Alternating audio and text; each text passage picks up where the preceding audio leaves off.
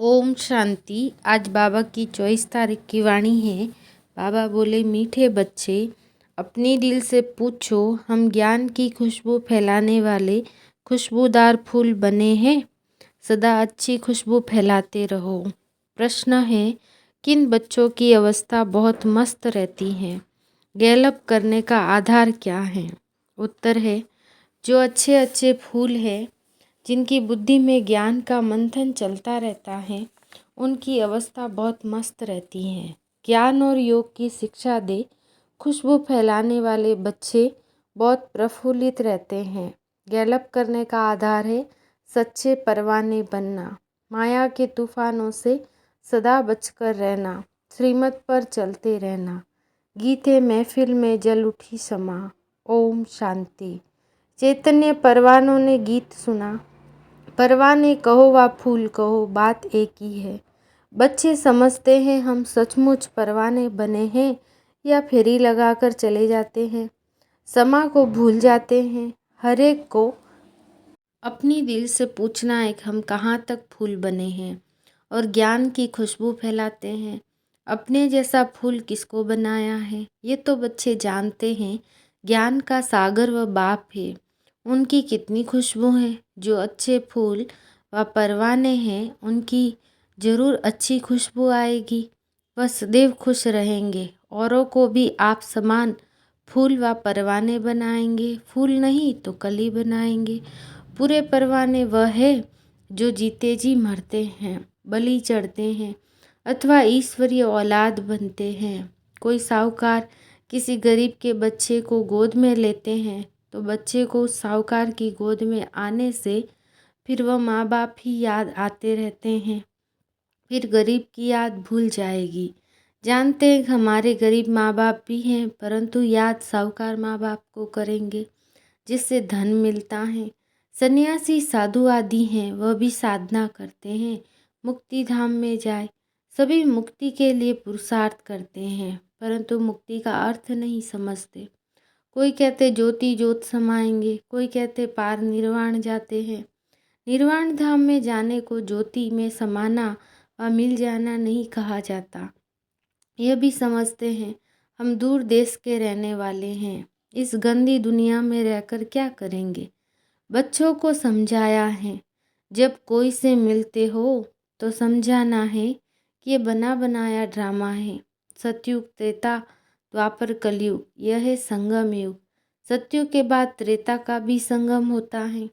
वहाँ युग बदलता है, परंतु वहाँ कल्प बदलता।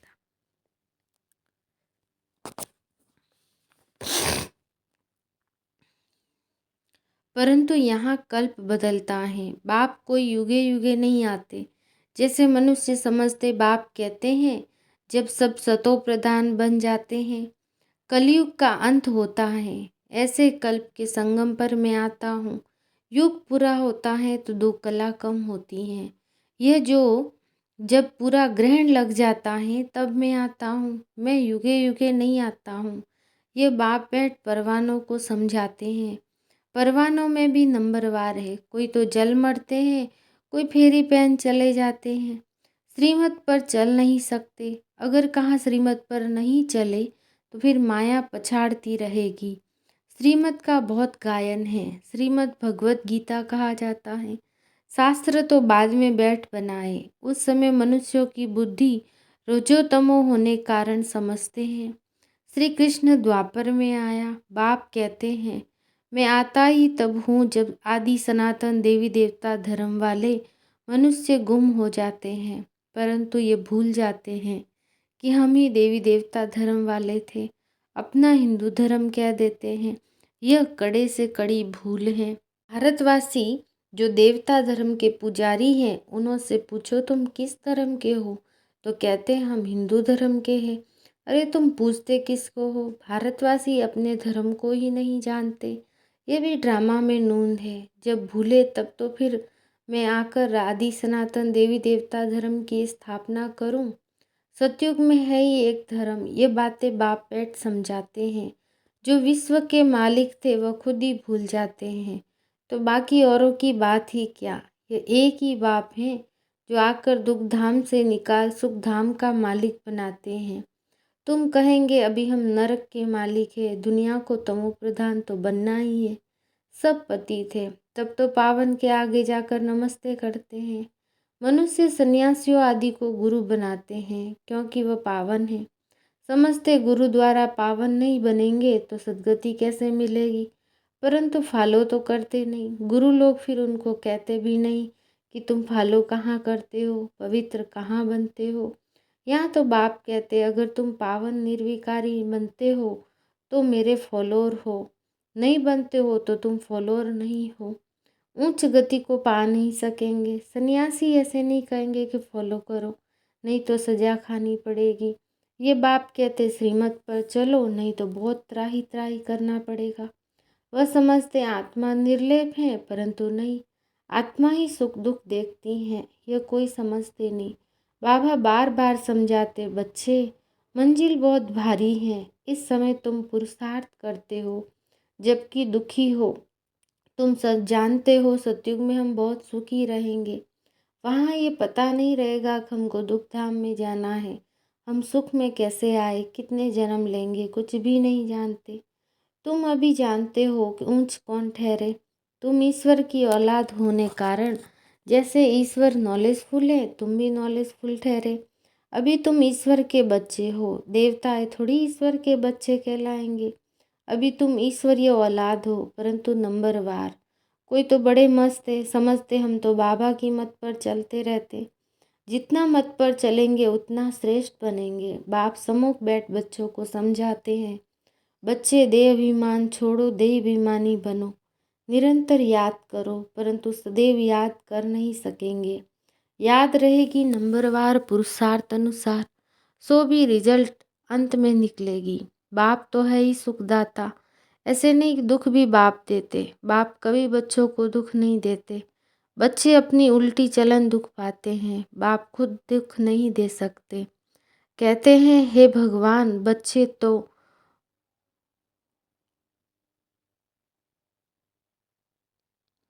कहते हैं भगवान बच्चा दो तो कुल को वृद्धि पाएगा। बच्चे को बहुत प्यार करते, बाकी दुख अपने कर्मों का ही पाते हैं। अभी बाप तो बच्चों को बहुत सुखी बनाते, कहते श्रीमत पर चलो, आसुरी मत पर चलने से तुम दुख पाते हो। बच्चे बाप और टीचर अथवा बड़ों की आज्ञा न मानने से दुखी होते हैं, दुखदाई बनते हैं, माया के बंध पड़ते हैं। ईश्वर की मत तुमको अब नहीं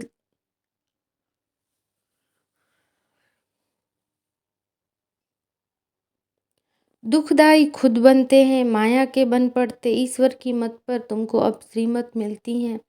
ईश्वरीय मत की रिजल्ट 21 जन्म तक मिलती हैं, फिर आधा कल्प माया की मत पर चलते। ईश्वर एक ही बार आकर मत देते, माया तो आधा कल्प से ही देती है। माया की मत पर चलने से 100% दुर्भाग्यशाली बन पड़ते हैं। तो जो अच्छे अच्छे फूल है वह इसी खुशी में सदैव मस्त रहेंगे।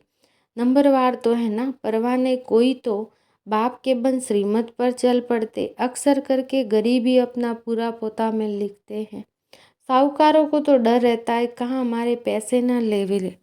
साहूकारों के लिए बड़ा मुश्किल है। बाप कहते हैं मैं गरीब निवाज हूँ, दान भी हमेशा गरीबों को ही किया जाता है। सुदामा की बात है ना, चावल चपटी ले उनको महल दे दिए तो गरीब। समझो कोई के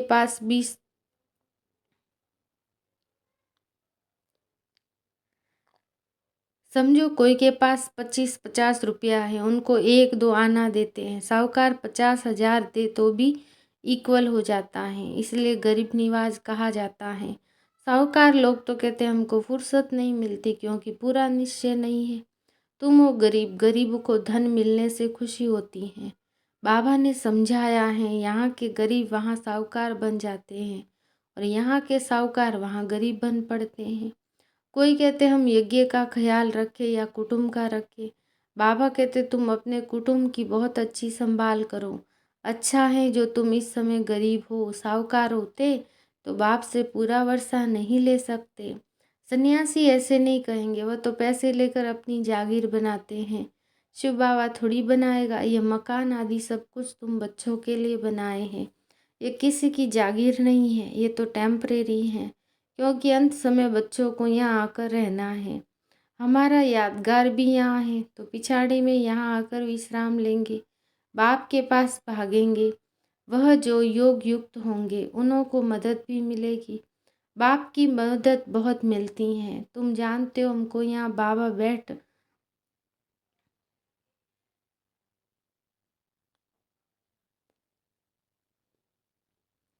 तुम जानते हो हमको यहाँ बैठ विनाश देखना, जैसे शुरू में बाबा ने तुम बच्चों को बहलाया है। पिछाड़ी वालों का भी हक है। उस समय ऐसे फील करेंगे जैसे वैकुंठ में बैठे हैं, बहुत नज़दीक होते जाएंगे। ये तो समझते हम यात्रा पर है, थोड़े समय का बाद विनाश होगा, हम जाकर प्रिंस प्रिंसेस बनेंगे। किस्म किस्म के फूल हैं।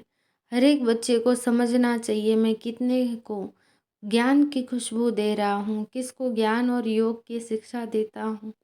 जो सर्विस करते वो अंदर में प्रफुल्लित रहते। बाबा जान जाते ये किस अवस्था में रहते, इनकी अवस्था कहाँ तक गैलप करेगी। गैलप उनकी अवस्था करेगी जो परवाना बन चुका होगा। बाप समझाते हैं माया के तूफान तो आएंगे, उनसे अपने को बचाना है। सन्यासी कभी नहीं कहेंगे कि स्त्री पुरुष ग्रस्त में रहते पवित्र हो दिखाओ। वह ऐसा सन्यास करा न सके। उनका है रजो प्रधान सन्यास, निवृत्ति मार्ग का। हठयोग सन्यास तो मनुष्य मनुष्य को सिखलाते आए हैं। अभी यह राजयोग परमपिता परमात्मा आकर आत्माओं को सिखाते हैं। आत्मा को ज्ञान है, मैं आत्मा अपने इस भाई आत्मा को समझाता हूँ। जैसे परमात्मा बाप हम आत्माओं को समझाते हैं, हम भी आत्मा है, बाबा हमको सिखलाते हैं, हम फिर इन आत्माओं को समझाता हूँ। परंतु यह आत्मापना का निश्चय न होने से अपने को मनुष्य समझ मनुष्य को समझाते हैं। बाप कहते हम तो आत्माओं से बात करते हैं, मैं परम आत्मा तुम आत्माओं से बात करता हूँ। तुम कहेंगे हम आत्मा सुनती हैं, आत्मा को सुनाती हैं। ऐसे तुम देह अभिमानी हो, किसको सुनाएंगे तो झीठ झट तीर लगेगा। अगर खुद ही देह अभिमानी नहीं बन रह सकते तो धारणा क्या नहीं करा सकेंगे।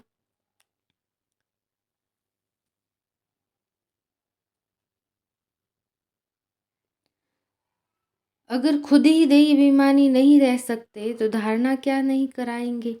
यह बड़ी ऊंची मंजिल है, बुद्धि में रहना चाहिए। हम इन आर्गन से सुनाते हैं। बाप कहते हम आत्माओं से बात करते, बच्चे कहेंगे हम आत्मा ब्रदर से बात करते। बाप कहते हम आत्माओं को समझाता हूँ। बाबा का फरमान है बच्चे अशरीरी अर्थात देह अभिमानी बनो, देह अभिमान छोड़ो, मुझे याद करो। ये बुद्धि में आना चाहिए। हम आत्मा से बात करता हूँ न कि शरीर से। भल फीमेल है उनकी आत्मा से बात करता हूँ। तुम बच्चे समझते हो हम बाबा के बन गए, परंतु नहीं, इसमें बड़ी सूक्ष्म बुद्धि चलती है। मैं आत्मा समझाता हूँ, ये बुद्धि में आता है। ऐसे नहीं मैं फलानी समझाता हूँ, नहीं, यह हमारा भाई है, इनको रास्ता बताना है, ये आत्मा समझ रही है। ऐसे समझो तब आत्मा को तीर लगे। देह को देखकर सुनाते हैं तो आत्मा सुनती नहीं है।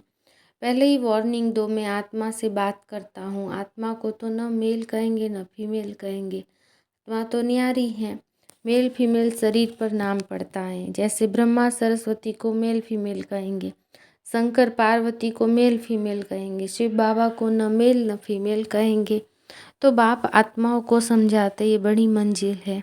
बाबा की आत्मा इनको समझाती है, आत्मा को इंजेक्शन लगाता है, तब देह अभिमान टूटता है, नहीं तो खुशबू नहीं निकलती, ताकत नहीं रहती। हम आत्मा से बात करते, आत्मा सुनती है।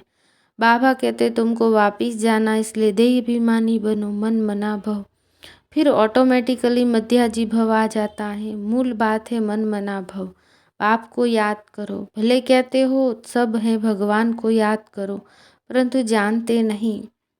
खास कहते कि ईश्वर को याद करो, श्री कृष्ण को व देवता किसी को याद नहीं करना है।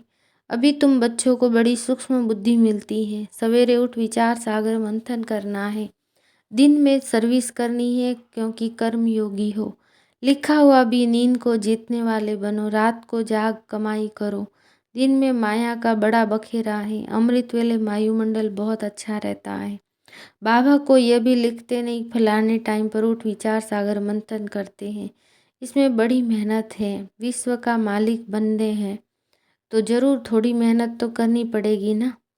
अच्छा, मीठे मीठे सीखे लदे बच्चों प्रति माता पिता बाप दादा का याद प्यार और गुड मॉर्निंग। रूहानी बाप के रूहानी बच्चों को नमस्ते। हम रूहानी बच्चों के रूहानी बाप दादा को याद प्यार गुड मॉर्निंग नमस्ते नमस्ते नमस्ते। धारणा के लिए मुख्य सार। पहला पॉइंट, देहाभिमानी बनने की मेहनत करनी है। हम आत्मा भाई से बात करता हूँ, आत्मा बोलती है, आत्मा इन आर्गन से सुनती है। ये अभ्यास करना है। उच्च गति के लिए पावन निर्विकारी बनना है। जीते जी मरकर पूरा परवाना बनना है। आज का वरदान, एक हिम्मत की विशेषता द्वारा सर्व का सहयोग प्राप्त कर आगे बढ़ने वाली विशेष आत्मा भव। जो बच्चे हिम्मत रखकर निर्भय होकर आगे बढ़ते हैं उन्हें बाबा की मदद स्वतः मिलती है। हिम्मत की विशेषता से सर्व का सहयोग मिल जाता है। इसी एक विशेषता से अनेक विशेषताएं स्वतः आती जाती हैं। एक कदम आगे रखा और अनेक कदम सहयोग के अधिकारी बने। इसी विशेषता का औरों को भी दान और वरदान देते रहो, अर्थात विशेषता को सेवा में लगाओ तो विशेष आत्मा बन जाएंगे। आज का स्लोगन है, बुद्धि से इतने हल्के रहो जो बाप अपनी पलकों पर बिठाकर साथ ले जाए। अच्छा, ओम शांति।